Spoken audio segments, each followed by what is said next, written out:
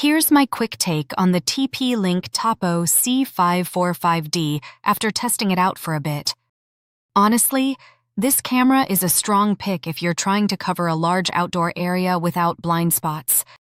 The dual lens setup is the real highlight. You get a wide 165-degree view on top, and a motorized zoom lens underneath that actually follows motion in real time.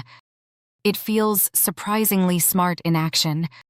Video quality is solid at 2K, and during the day it picks up faces and plates pretty clearly.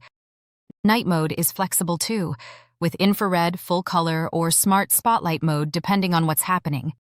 Now the downsides, it's capped at 15 FPS, so fast movement can look a bit choppy. And yeah, it's wired only, so you'll need a constant power source. But the big win? No subscription fees, local storage up to 512 GB, and built-in AI detection for free. Quick verdict: great value if you want serious outdoor coverage, not ideal if you want wireless convenience.